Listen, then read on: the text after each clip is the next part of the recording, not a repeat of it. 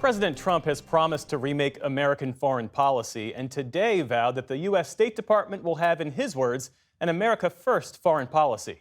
Nick Schifrin looks at how the world is watching the inauguration of the 47th president. Much of the world has responded with congratulations today, from the Chinese Foreign Ministry to Canadian Prime Minister Justin Trudeau to Israeli Prime Minister Benjamin Netanyahu, who vowed victory over Iran with Trump's help. But after Trump said in his inaugural address that Panama had, quote, violated the spirit of the treaty that governs the canal, Panamanian President Jose Molino said dialogue is always the way to clarify the points mentioned without undermining our right, total sovereignty, and ownership of our canal. In Europe, there were also regards to the new president, but leaders also took the opportunity to pledge change and debate the future of the war in Ukraine. And to discuss that, we turn to Jens Stoltenberg, the most recent Secretary General of NATO, who will become the chairman of the Munich Security Conference next month. Jens Stoltenberg, thanks very much. Welcome back to the NewsHour. Let's start in Ukraine.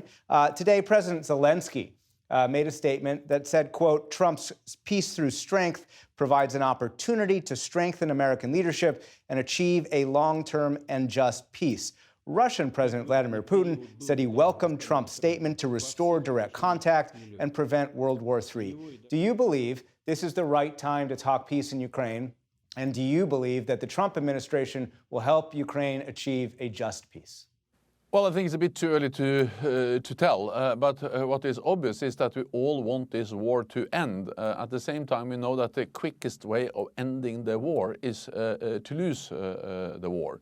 But that will not bring peace, that will bring occupation. So the challenge is to ensure that Ukraine is able to end the war in a way that Ukraine prevails as a sovereign, independent nation. And the only way to do that is to convince President Putin that he will not win on the battlefield. And that means that we need to provide military support to Ukraine and also to arm and strengthen the Ukrainians so they can deter future aggression.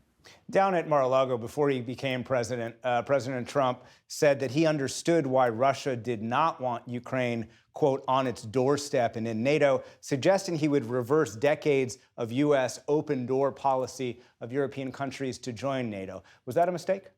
I'm from Norway, and Norway is a small country bordering Russia. We were the only European country bordering the Soviet Union when NATO was established in 1949. Russia, Moscow didn't like that. They said it was a provocation, a threat. But I'm glad that the other allies said, well, if Norway wants to join, Norway is welcome. And the same way I welcome, for instance, that now Sweden and Finland have decided and are now full members of the alliance. It is the right of every free, independent nation to choose its own path, and that includes what kind of security arrangements it wants to be part of. And therefore, NATO's door should remain, or should remain open, and we should continue to pursue the open door policy. I've talked to multiple senior European leaders over the last few months, and they all say that they want to work with the Trump administration on Ukraine, on NATO, even on places like Lebanon, where the Trump administration will need European help. But they warn that if the Trump administration imposes tariffs on Europe, that cooperation would be more difficult. Do you agree? Yes, I think that's a factual thing. I understand that the United States and also other allies are concerned about trade overdependence on raw materials, products from authoritarian countries, like we have seen, for instance, overdependence on Russian gas or rare earth minerals from China.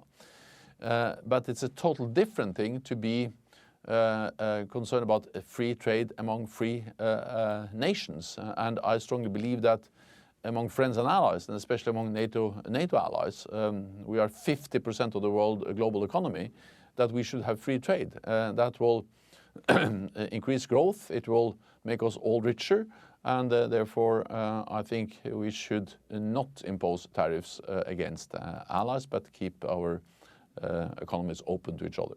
Brussels does plan economic countermeasures if the Trump administration chooses tariffs. Would that trade war imperil transatlantic cooperation? It will weaken the transatlantic bond, because the transatlantic bond is about security, defense, and European allies are stepping up, investing more. But the transatlantic bond is also about trade. And again, I believe that we are getting richer, more wealthy, all of us, when we trade. Finally, Jens Stoltenberg, we went back to the archive and found this moment from a breakfast you held with the former president in 2018. But Germany, as far as I'm concerned, is captive to Russia because it's getting so much of its energy from Russia. So we're supposed to protect Germany, but they're getting their energy from Russia. Explain that. And it can't be explained, you know that. You've worked with Trump for years. What do you recommend to fellow European leaders who are about to work with him as president for the next 4 years? I recommend to do the same as we did last time President Trump was president. I'm not saying that everything will be easy, but I'm saying that friends and allies should sit down, discuss, engage, and then find common ground also on the issues where there are disagreements. Jens Stoltenberg, thank you very much. Thanks so much for having me.